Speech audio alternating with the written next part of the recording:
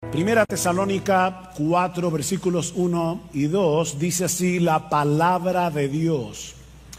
Por lo demás, hermanos, os rogamos pues y os exhortamos en el Señor Jesús, que como habéis recibido de nosotros instrucciones acerca de la manera en que debéis andar y agradar a Dios, como de hecho ya andáis, así abundéis en ello más y más. Pues sabéis qué preceptos os dimos por autoridad del Señor Jesús. Todo cristiano que tome en serio su cristianismo se arriesga a ser etiquetado como fanático. No voy a preguntar a cuántos de ustedes aquí alguna vez en su vida cristiana le han llamado fanático, pero estoy seguro que probablemente muchos de ustedes levantarán la mano. Ahora, ¿saben lo triste de esto, mis hermanos? Que no solo el mundo incrédulo suele etiquetar a cristianos que toman en serio su vida cristiana como fanáticos, sino que a veces eso ocurre dentro de la iglesia. Dentro de aquellos que profesan ser creyentes. Sin embargo, existe una enorme diferencia entre un cristiano piadoso, entre un cristiano maduro y un fanático. Se trata de dos categorías tan distintas entre sí que yo me atrevo a afirmar sin lugar a dudas que es imposible que un fanático llegue a madurar espiritualmente a menos que abandone su fanatismo. Déjenme repetirles eso otra vez. Son dos categorías tan distintas que es imposible que un creyente pueda seguir creciendo, pueda seguir madurando espiritualmente a menos que abandone su fanatismo. El problema, mis hermanos, es que si no sabemos distinguir unos de otros, podemos etiquetar de fanático a un creyente al que deberíamos estar imitando. Yo me pregunto, ¿en cuántas de nuestras iglesias Pablo habría sido considerado un fanático? ¿O María de Betania? ¿O el mismo Señor Jesús? El diccionario de la Real Academia define el término fanático como alguien que defiende con tenacidad desmedida y apasionamiento creencias u opiniones religiosas, o alguien que está preocupado o ciegamente entusiasmado por una cosa. La palabra ciegamente es importante aquí. Si juntamos todo esto, el fanático es un individuo que posee un entusiasmo ciego, es decir, sin ninguna base racional por creencias u opiniones religiosas que él defiende con una tenacidad desmedida. R.C. Sproul lo define, esta me encanta, como una persona que habiendo perdido de vista su meta, redobla sus esfuerzos por alcanzarla. Una persona que habiendo perdido de vista su meta, redobla sus esfuerzos por alcanzarlas. En otras palabras, él va corriendo hacia ningún sitio y alguien que se le mete en el medio. Eso es un fanático. Hermanos, la verdadera piedad también es apasionada. La verdadera piedad es fervorosa, pero a diferencia del fanatismo se trata de una pasión y de un fervor bien informado, bien dirigidos. Usando como referencia la definición de Sproul, el creyente piadoso también se esfuerza para alcanzar una meta, pero no es un entusiasmo ciego, sino que surge de una fe que descansa en lo que Dios ha revelado de sí mismo y de nosotros como cristianos en su palabra. Este creyente, y yo espero poder estar hablando de ti esta mañana. Este creyente quiere vivir su vida de tal manera que esa meta trazada por Dios mismo, esa meta suprema, gobierne todo lo que hace, cada decisión que toma, la forma como se relaciona con los demás, absolutamente todo. Ahora, ¿cuál es esa meta? Trazada por Dios. O déjame ponértelo de otra manera. Si tú eres cristiano, si tú profesas ser cristiano, ¿qué es lo que Dios quiere de ti? Bueno, lee otra vez conmigo el versículo 1.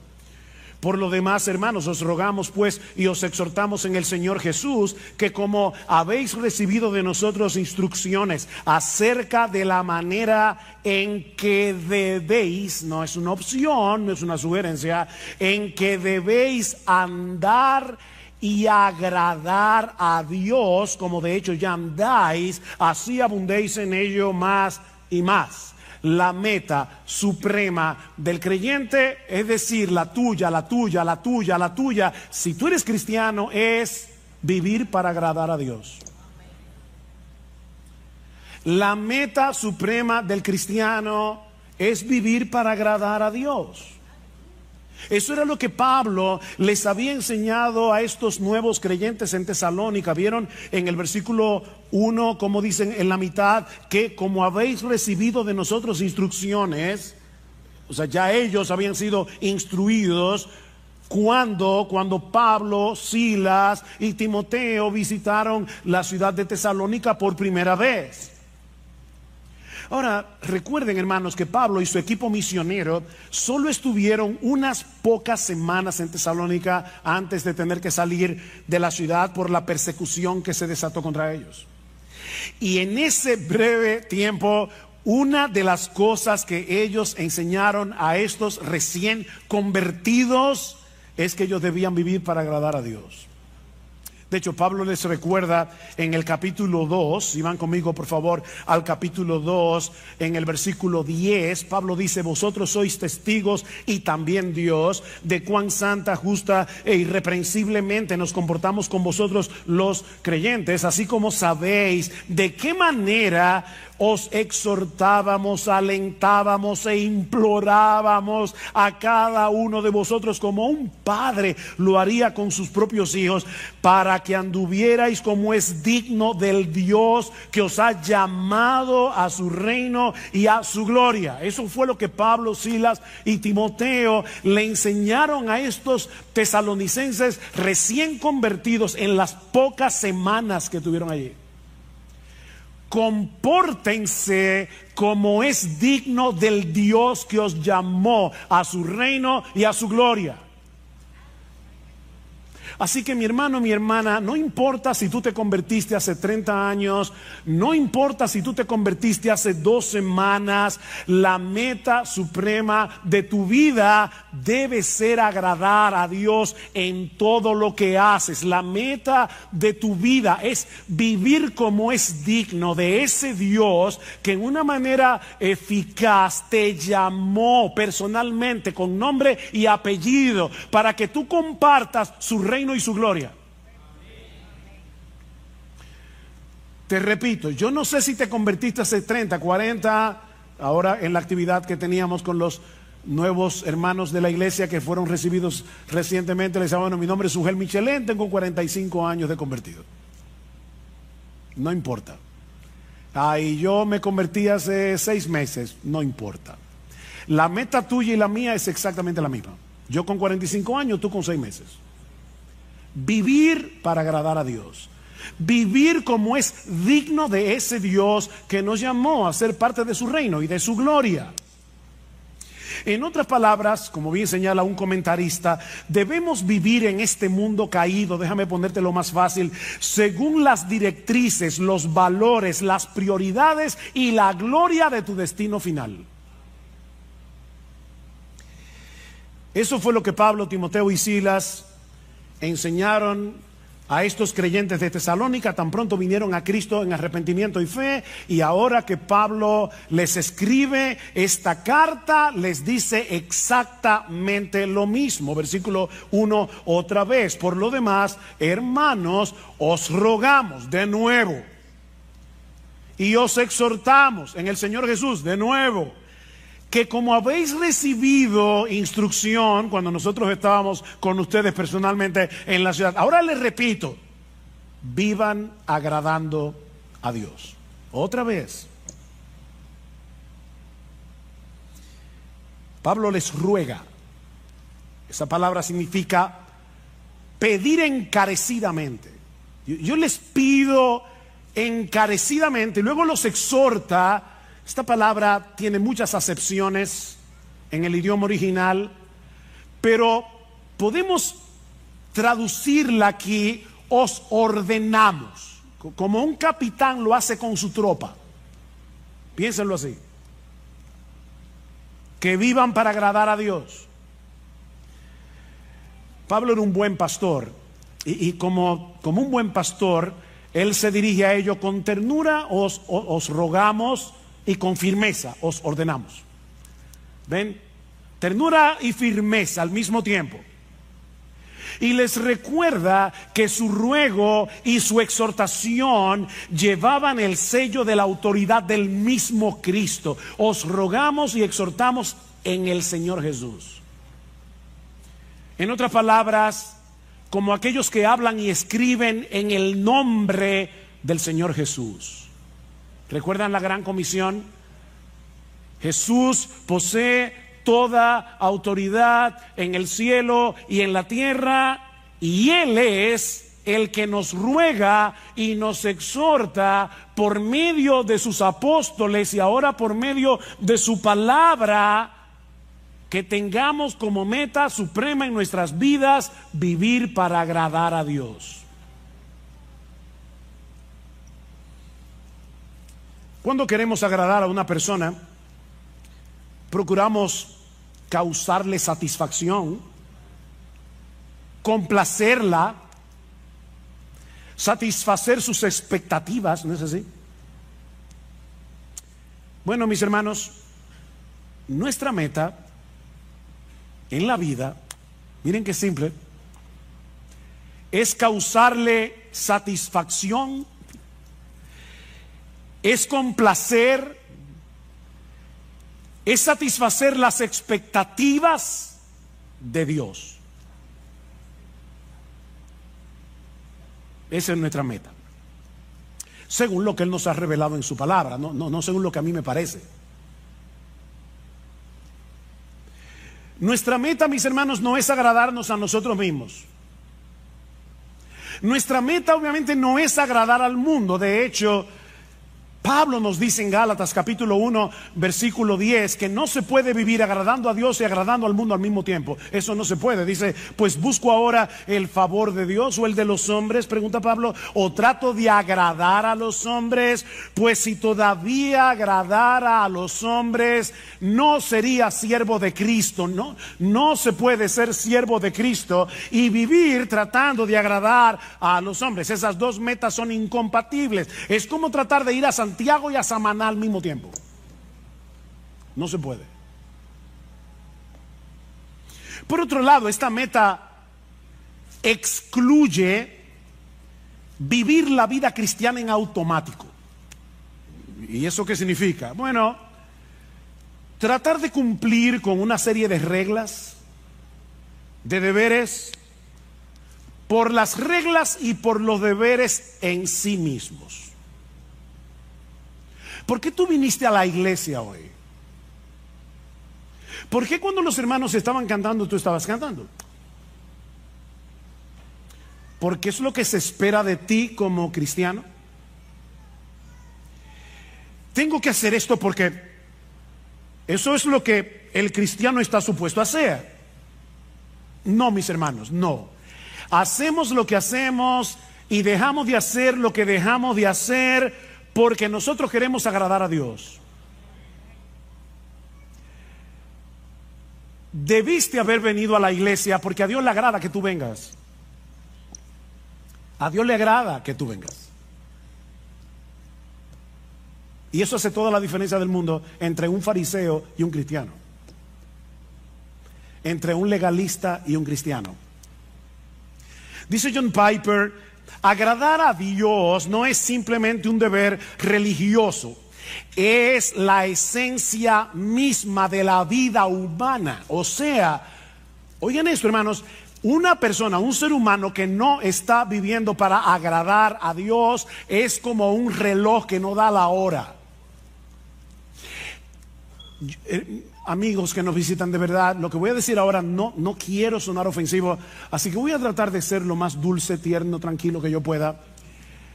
Una persona que no vive para agradar a Dios no sirve para lo que fue creado.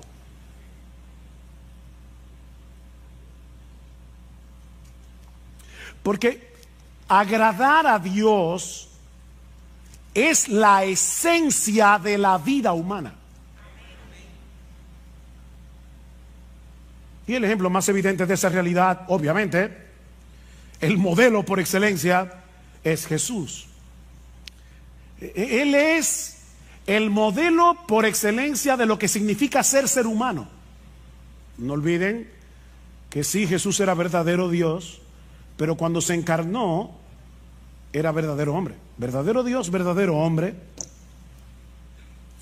Dice el Señor en Juan 8:29, el Padre no me ha dejado solo porque yo hago siempre lo que le agrada. Yo hago siempre lo que le agrada, a tal punto que en el huerto de Getsemaní le dijo, Padre mío, si es posible pasa de mí esta copa, pero que no sea mi voluntad sino la tuya. O sea, Cristo estuvo dispuesto a agradar a Dios aunque eso implicara su muerte en la cruz, hasta ese punto. Yo hago siempre lo que le agrada. Jesús no vivió su vida terrenal en automático. Él siempre hizo lo que hizo con una meta delante de sus ojos. Yo quiero agradar a mi Padre que me envió.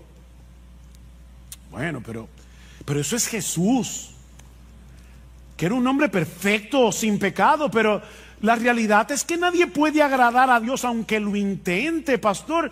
¿Acaso no dice en Isaías capítulo 64, versículo 6, que todas nuestras justicias son como un trapo de inmundicia delante de Él? O sea, el mismo Dios dice en su palabra que todas nuestras justicias son como un trapo de inmundicia. ¿Cómo yo puedo agradar a Dios? Ese es un buen ejemplo de un texto citado fuera de contexto. Y recuerden que un texto fuera de contexto es un pretexto. Si tú lees con cuidado los capítulos que rodean Isaías 64:6, te vas a dar cuenta que Dios está hablando aquí de aquellos que presentaban sus sacrificios sin estar acompañados de una fe sincera y sin tomar en cuenta lo que Dios había prescrito en su palabra acerca de estos sacrificios. En otras palabras, estos israelitas pensaban que el mero hecho de practicar un ritual, el mero hecho de presentar un sacrificio y presentarlo como les diera la gana, eso era suficiente. Pero ese texto no está diciendo que ningún creyente del Antiguo Testamento no podía agradar a Dios. En ese mismo pasaje, y ahí es que uno ve cómo el leer un texto fuera de contexto se convierte en un problema, porque si tú lees, ¿verdad? Déjenme decirles algo que yo espero que ustedes estén bien despiertos, pero Isaías 64:6 está después de Isaías 64:5. ¿Lo captaron? Ok. Déjame decirte lo que dice el texto anterior, Isaías 64:5. Saliste al encuentro del que con alegría hacía justicia, de los que se acordaban de ti en tus caminos. Algunos israelitas sí estaban haciendo justicia. Y esas justicias no eran un trapo de inmundicia. ¿Y quiénes eran esos israelitas cuyas obras no eran trapo de inmundicia? Bueno, déjame darte ahora algo más profundo. Isaías 64:6 está después de Isaías 64:5, e Isaías 64:5 está después de Isaías 64:4. Hoy estoy profundo. Y en Isaías 64:4 dice que los que agradan a Dios son aquellos que esperan en Él. Son aquellos que no están tratando de ganarse el favor de Dios a través de sus sacrificios. Son hombres y mujeres que esperan en Dios.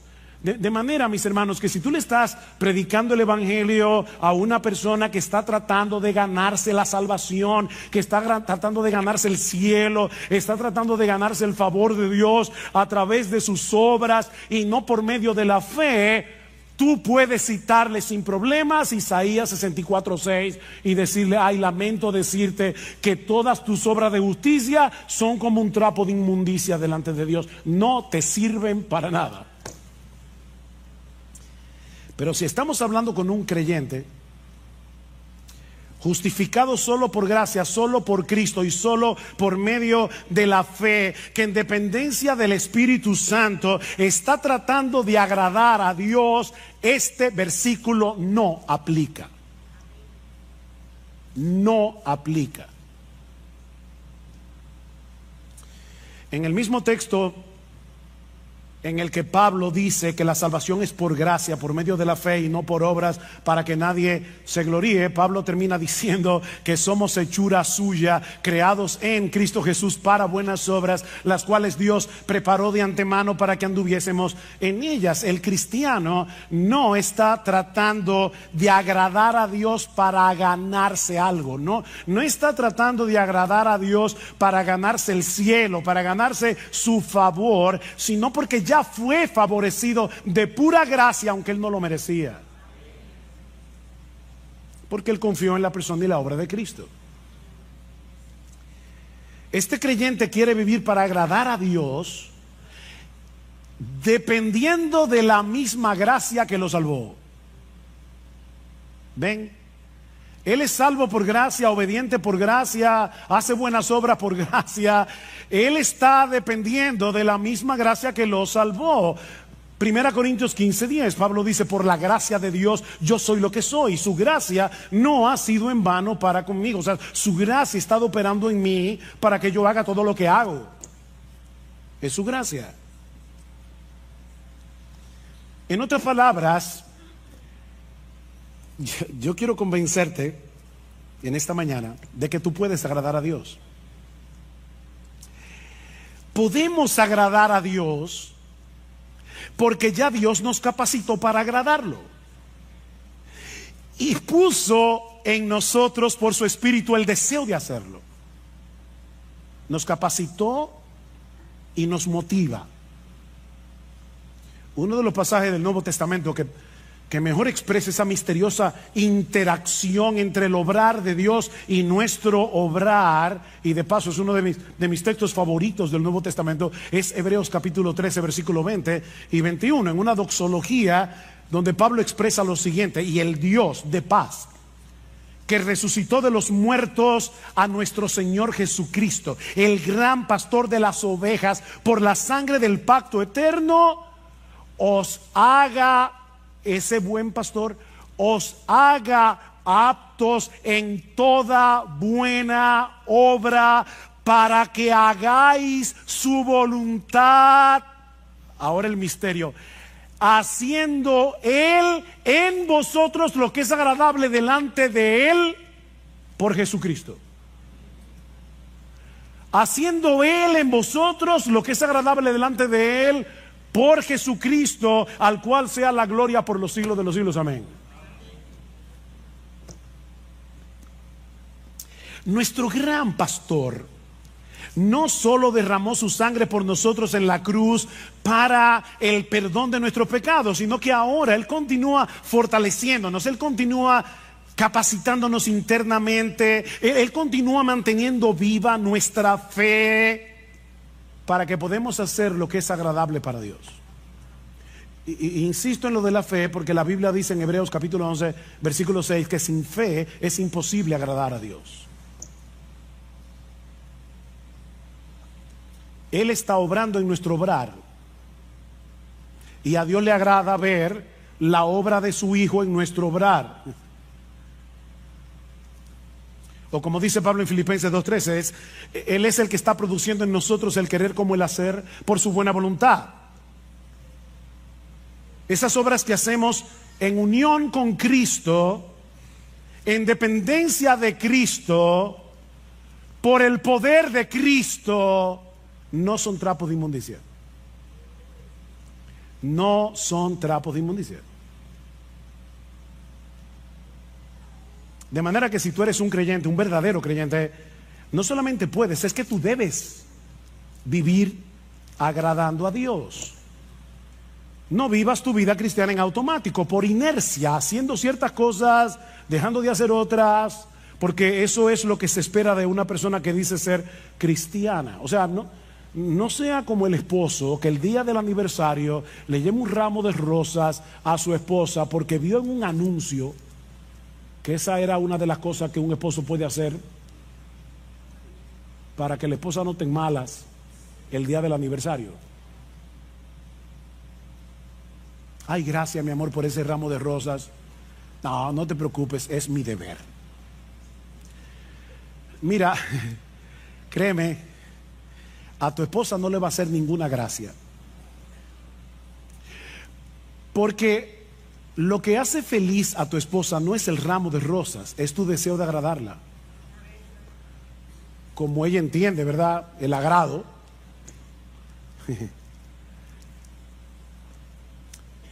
Bueno, en un grado infinitamente superior,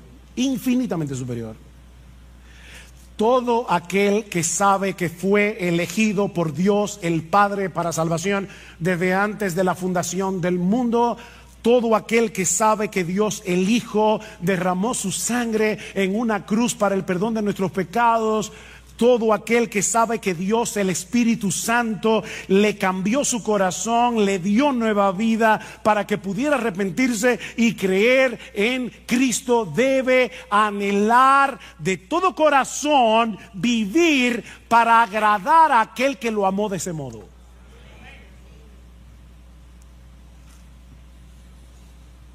¿Y cómo luce esa vida que agrada a Dios?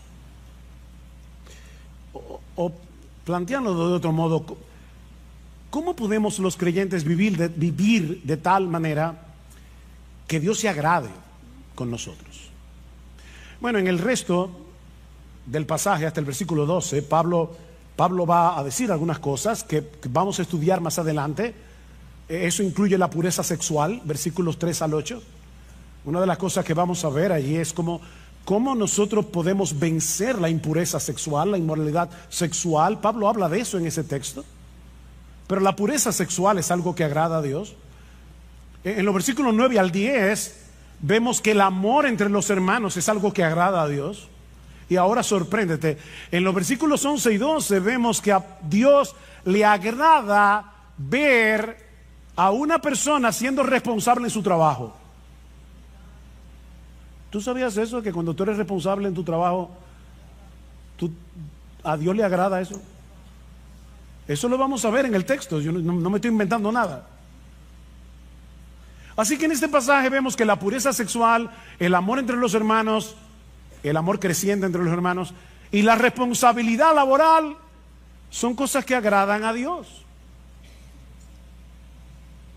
Pero la Biblia menciona muchas otras cosas que son del agrado de Dios. En el texto que leímos al principio, en la carta de Pablo a los Colosenses, Pablo dice a estos hermanos que él está orando por ellos y pidiendo que ellos sean llenos del conocimiento de su voluntad en toda sabiduría e inteligencia espiritual, para que andéis como es digno del Señor, agradándole en todo. Pastor, en el texto griego, ¿qué significa la palabra todo? Eso mismo. Todo. Todo. ¿Y cómo yo hago eso? Bueno, el texto sigue hablando y nos dice algunas formas en las que nosotros podemos agradar al Señor. Dice, llevando fruto en toda buena obra, una vida fructífera agrada a Dios.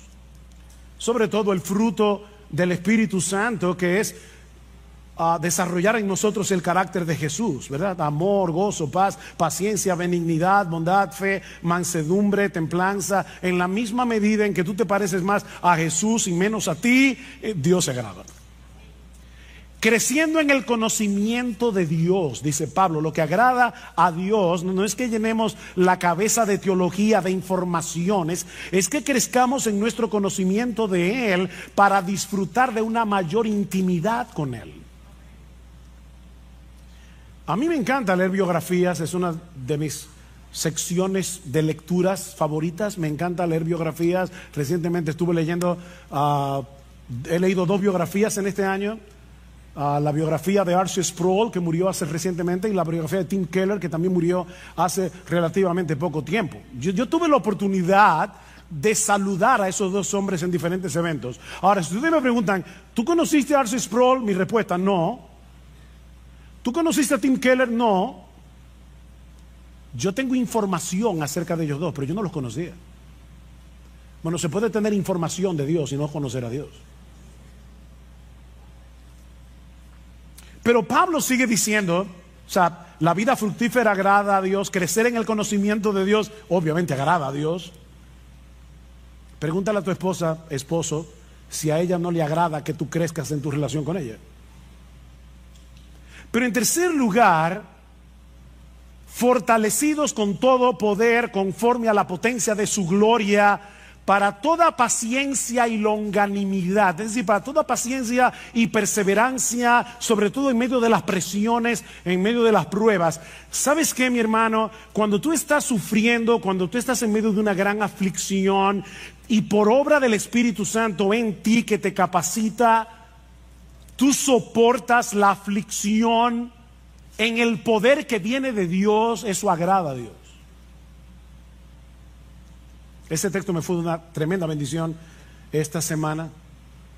Estaba muy agobiado en mi pensamiento con varias cosas, y me alegra que en uno de los salmos dice: ¿quién me diese alas de águila y vuele a tal, yo no sé dónde?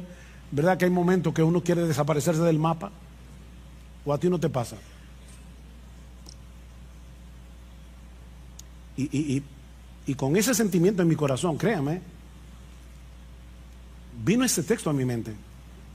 Y yo dije: no, Padre, perdóname. O sea, el asunto aquí no es huir, no es escapar, es fortalecerme en ti. Porque cuando yo hago eso, a ti te agrada, a ti te agrada que en la prueba, en el dolor, me fortalezca en Dios. Eso agrada a Dios.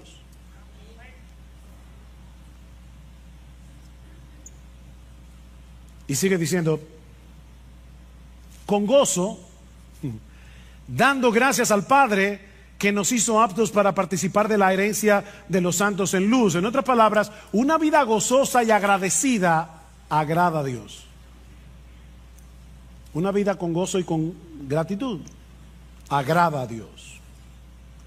Y créanme, hermanos, yo podría seguir citando texto tras textos.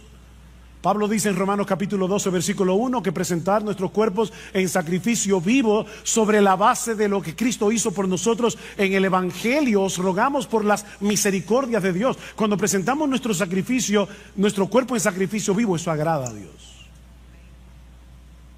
Romanos 14, 18 dice que cuando nosotros restringimos nuestra libertad cristiana por amor al hermano débil, eso agrada a Dios.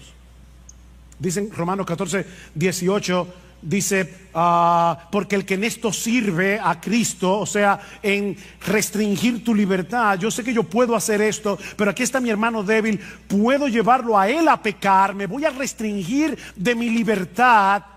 Dice Pablo, el que en esto sirve a Cristo agrada a Dios.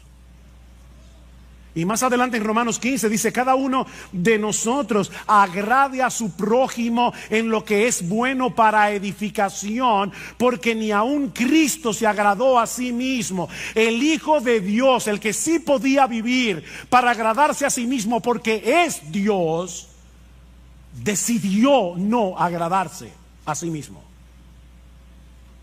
Y porque Cristo decidió no agradarse a sí mismo, es porque tú eres salvo. Porque si hubiese querido agradarse a sí mismo, no habría ido a la cruz. Y ahora Pablo está diciendo: mira a Cristo y vive así. Hijos, niños y jóvenes, obedecer a vuestros padres agrada a Dios. Colosenses capítulo 3, versículo 20 dice: hijos, obedeced a vuestros padres en todo, porque esto agrada al Señor. La próxima vez que tus padres te pidan algo que no te agrade hacer, no piensa en este momento: lo que mi papá me está pidiendo no me agrada, pero a Dios le agrada que yo obedezca, a menos que sea un pecado. A Dios le agrada que andemos en comunión con Él. Es interesante que en Génesis capítulo 5 versículo 22 dice que Enoc anduvo con Dios. Ustedes conocen ese texto. Pero en la versión griega del Antiguo Testamento, conocido como la Septuaginta, dice que Enoc agradó a Dios. O sea, donde dice que Enoc anduvo con Dios, la Septuaginta dice agradó a Dios. Y luego el autor de la carta a los Hebreos, basándose en este texto, dice: por la fe Enoc fue traspuesto para no ver muerte, y no fue hallado porque lo traspuso Dios, y antes que fuese traspuesto tuvo testimonio de haber agradado a Dios. ¿Ven que se puede agradar a Dios? Dios no le dijo a Enoc: eso es trapo de inmundicia. No, no, no.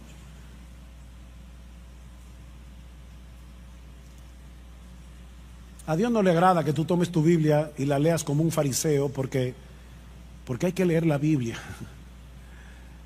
No, Él quiere que tú quieras tener comunión con Él, leyendo su palabra, que quieras tener comunión con Él en oración, que te pases el día viviendo con Dios, andando con Dios, en el día a día. Eso agrada a Dios. A Dios le agrada que los pastores prediquemos fielmente su palabra. Ese texto siempre es una motivación para mí. En Primera Tesalonicenses capítulo 2 versículo 4 dice Pablo que su exhortación a ellos no procedió de error, ni de impureza, ni fue con engaño, sino que así como hemos sido aprobados por Dios para que se nos confiara el evangelio, así hablamos, no como agradando a los hombres, sino a Dios. O sea, Pablo dice: cuando yo predico la palabra, yo no trato de agradar a los hombres. Claro, tampoco me digo hay que ofenderlos. Pero mis hermanos, cuando un pastor predica fielmente la palabra, eso agrada a Dios. A Dios le agrada que compartamos lo nuestro con el que tiene necesidad. Hebreos capítulo 13, versículo 16: y de hacer el bien y de la ayuda mutua no os olvidéis, porque de tales sacrificios se agrada a Dios. ¿Quiere que te cite más textos? No puedo. Alguien lo resume de esta manera: cada vez que tú confías, o sea, vives por fe y obedeces, estás agradando a Dios. Cada vez que tú confías y obedeces, estás agradando a Dios. Así de sencillo. Él sabe que nuestra fe no es perfecta. Él sabe que nuestra obediencia no es perfecta. Él no está esperando perfección para agradarse de nosotros. Lo que Él está esperando es que nosotros vivamos intencionalmente para Él en dependencia de Él. No te olvides, mi hermanos, que Él es nuestro Padre en virtud de nuestra unión con su Hijo. Y es a ese Padre que estamos tratando de agradar. ¿Tú te imaginas a un padre sensato, normal, con buen juicio, mirando con desagrado la tarjeta de cumpleaños que le hizo su niña de 5 años porque no le gustó el color de la cartulina o porque tuvo una falta de ortografía. Es absurdo, ¿verdad? Bueno, parece que algunos cristianos se imaginan a Dios mirándonos de esa manera. No me gustó el color de la tarjeta. Trapo de inmundicia. A.W. Tozer dice: de la falta de comprensión adecuada de Dios surge un mundo de infelicidad entre los buenos cristianos de hoy, un mundo de infelicidad. Y luego añade: se piensa que la vida cristiana consiste en llevar una cruz sombría y sin alivio bajo la mirada de un padre severo que espera mucho y no excusa nada. Un padre austero, malhumorado, muy temperamental y extremadamente difícil de complacer. ¿Te ha pasado eso por la cabeza? ¿Has visto alguna vez a Dios así? Ese no es el Dios de la Biblia. Ese no es el Dios que se nos revela en la Escritura como el Padre de nuestro Señor Jesucristo y que ha venido a ser ahora nuestro Padre por causa de nuestra unión con Él. Si eres creyente, mi hermano, ahora tú estás vestido con la ropa de gala de la justicia perfecta de Jesús y por lo tanto tus intentos de agradar a Dios no son un trapo de inmundicia, es la ropa de Jesús. Pedro dice en su primera carta que los cristianos ofrecemos a Dios sacrificios espirituales que son aceptables a Dios por medio de Jesucristo. Yo he oído hermanos que le da vergüenza cantar en voz alta porque no cantan bien. O ellos creen que no lo voy a juzgar ahora, ¿verdad? O sea, ellos creen que nacieron con oreja, pero no con oído musical. Y prefieren cantar bajito. Mira, canta.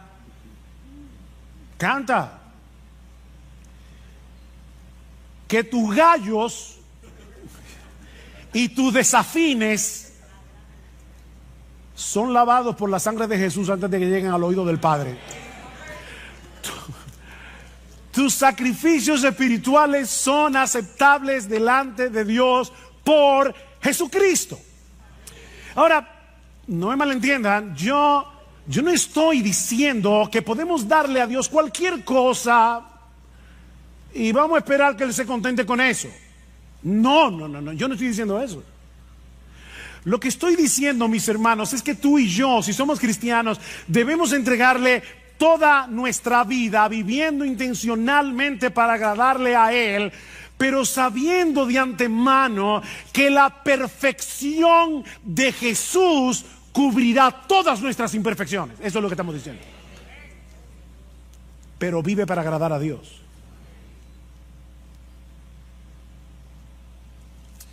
Pero el texto no termina ahí. Hay una segunda enseñanza en este pasaje. Ya vimos que la meta suprema del cristiano es vivir para agradar a Dios. Pero mucho más brevemente, no os preocupéis, mucho más brevemente,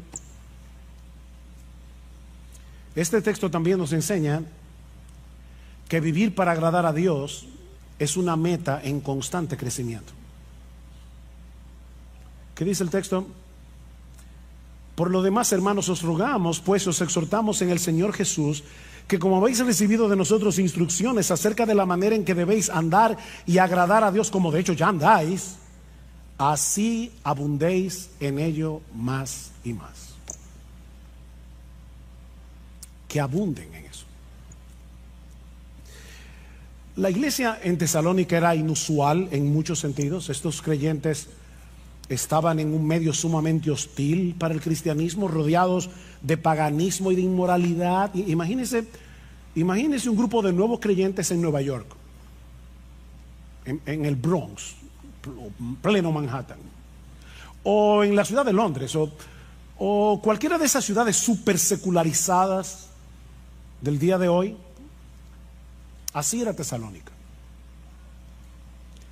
Pero desde el momento en que Pablo y su equipo misionero le llevaron el evangelio, lo abrazaron de todo corazón, y dice en el capítulo 1, versículo 7, que ellos llegaron a ser un ejemplo para los creyentes en toda Macedonia y Acaya. O sea, en poquitas semanas esta iglesia llegó a ser una iglesia estable, una iglesia en crecimiento, una iglesia ejemplar.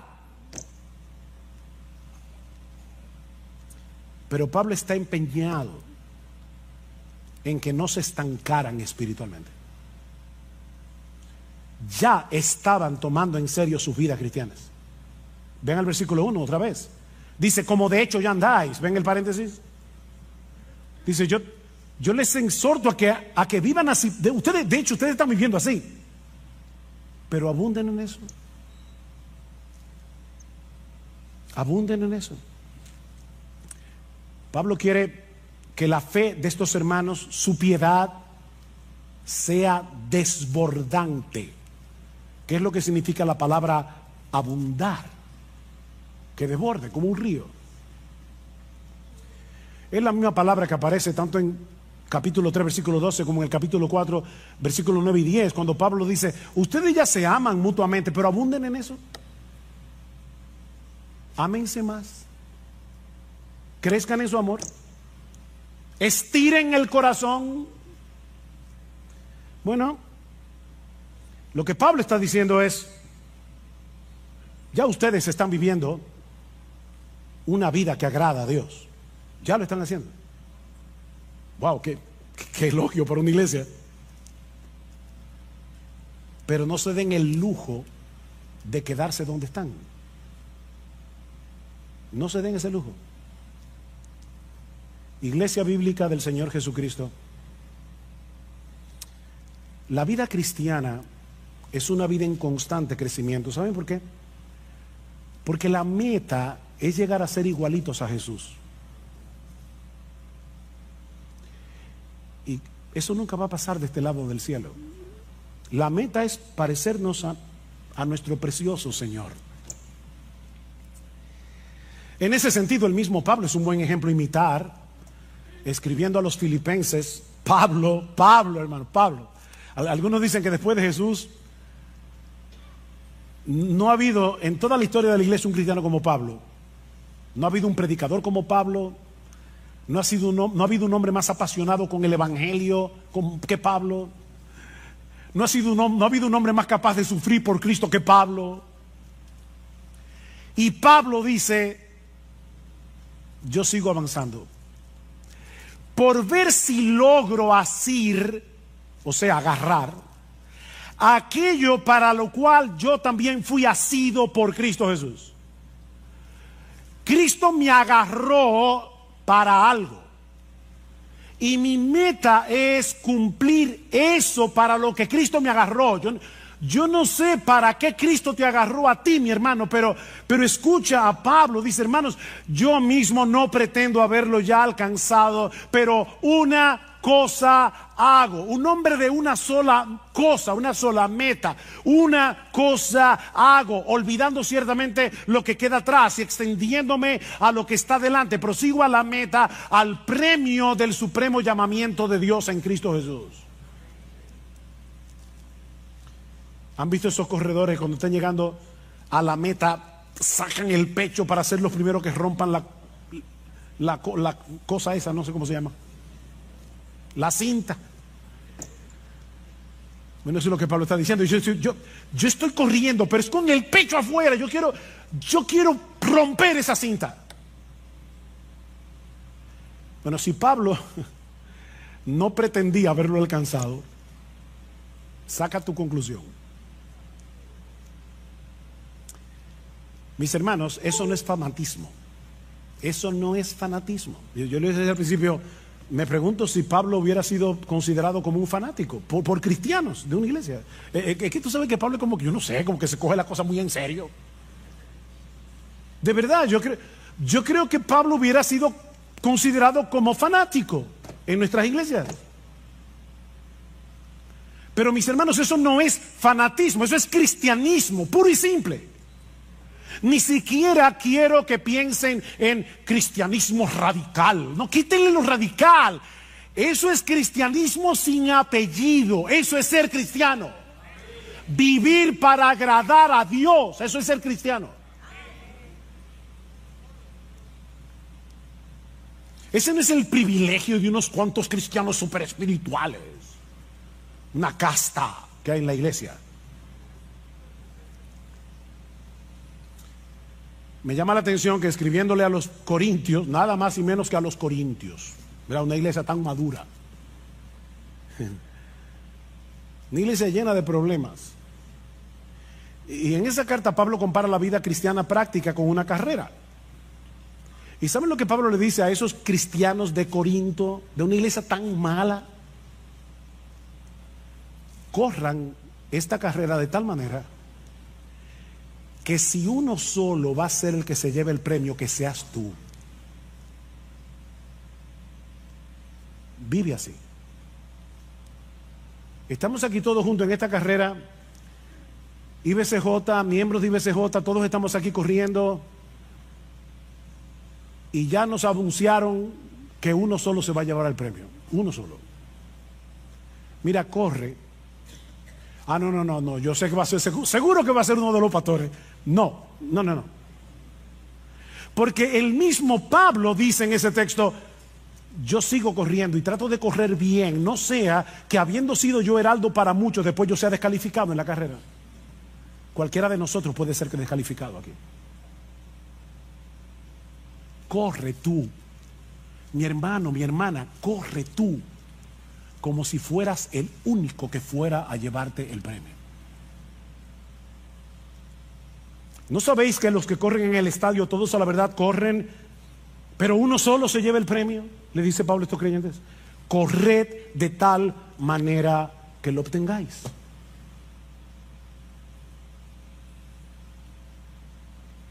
De nuevo, mi hermano, mi hermana, yo no sé cuántos años tienes que te convertiste al Señor. ¿10 años? ¿30 años? ¿45 años? ¿15 días? ¿Fue ayer? La meta suprema de tu vida no puede ser otra que procurar intencionalmente agradar a Dios en todo lo que haces. No para ganarte nada de Dios,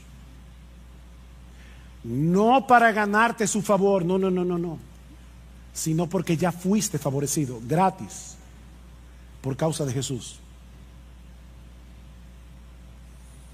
Alguien dijo, y me encanta esta frase, la he repetido otras veces en este púlpito: no trates de impresionar a Dios, que ya Cristo lo impresionó por ti.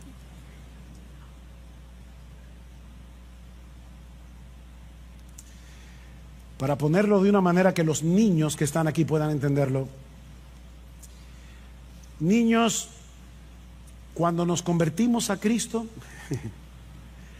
Dios nos puso a nosotros la nota de Jesús en todas las materias. Ya yo sé de antemano, cuando yo llegue al cielo y abra mi récord, yo tengo A más en todas las materias. Porque lo que hizo Dios es que me puso a mí la nota de Jesús, y a Jesús le puso la mía. Y por eso murió en la cruz. Y es descansando en esa justicia perfecta que ya tenemos en Él, es descansando en esa obra del Espíritu en nosotros, que ahora podemos seguir creciendo en nuestra relación con el Señor. Ahora podemos seguir creciendo en nuestra capacidad de amar a otros. Ahora podemos seguir creciendo en nuestra vida de santidad, en nuestro testimonio ante el mundo incrédulo. Y sobre todas las cosas, ahora podemos parecernos cada vez más a nuestro precioso Señor Jesucristo. Y eso es lo que más agrada a Dios, ver a su Hijo en nosotros. Así que, hermano, para concluir, olvídate todo lo que ha quedado atrás en tu vida cristiana. Todo, olvídate de eso. Y continúa extendiéndote hacia lo que tienes por delante. Porque no existe, óyeme bien, no existe una vida más plena